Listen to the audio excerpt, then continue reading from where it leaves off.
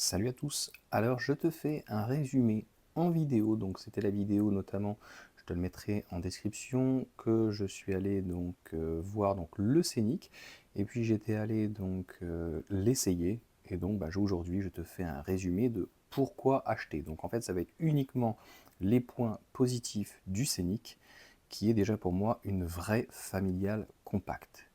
Le look extérieur, après c'est les goûts et les couleurs, moi je le trouve vraiment très joli, même à l'intérieur, hein. Ça reprend les codes de la Mégane.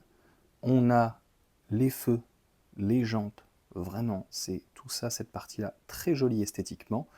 Il est déjà bien optionné dès la première finition, je l'ai déjà expliqué, donc pour 40 000 euros, on a déjà un véhicule qui est très bien. Là ici, tu avais une finition donc alpine, on va dire, et donc après tu as 4 finitions, mais d'ici là, ça pourra peut-être changer au niveau des prix, des finitions et des options.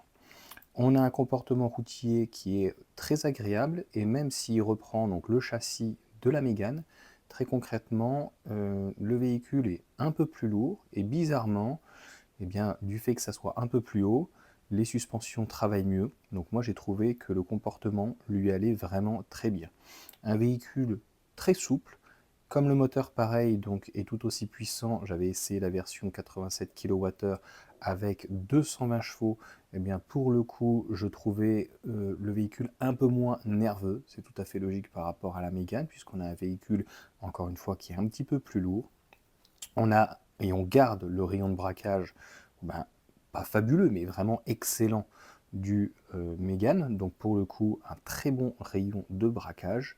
On a un plancher plat aussi, c'est pas donné donc à la concurrence, notamment donc chez Stellantis. Donc ça c'est vraiment très bien, et du fait qu'il soit un petit peu plus haut que ce qui est R5 et Mégane, on ne pâtit pas en tout cas du plancher qui est plat et de la hauteur de caisse. On a aussi Google Automotive, donc depuis le début, Renault s'est associé avec Google, c'est pratiquement ce qu'on fait de mieux, en tout cas c'est vraiment très bien. On peut vraiment avoir un partage avec la voiture qui est excellent. Moi je ne l'utilise pas énormément, mais le fait d'avoir Waze par exemple juste en face de l'écran, ça peut être aussi très pratique. Donc là-dessus, très très positif, rien à dire, c'est juste excellent. On a une très bonne réaction de l'écran. Vraiment, encore une fois, il n'y a absolument rien à dire sur cette partie-là. C'est fluide, ça va vite. Et Renault donc, a fait le bon choix là-dessus. Et la dernière des choses que j'ai mis, c'est un bel affichage. Alors, les LED, c'est bien.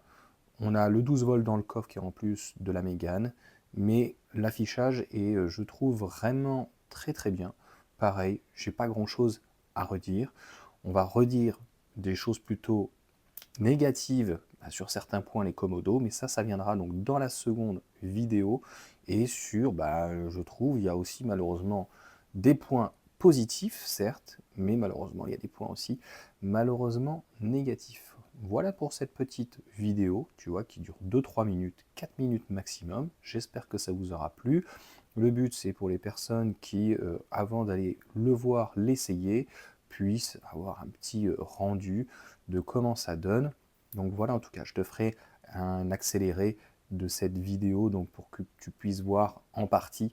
Et notamment, un point négatif ici, tu vois, c'est que sur la finition alpine, puisque là, c'était un véhicule de pré-série à ce moment-là, eh bien, tu n'as pas de siège électrique. C'est quand même assez fou pour un véhicule qui est aux alentours des 45 000 euros.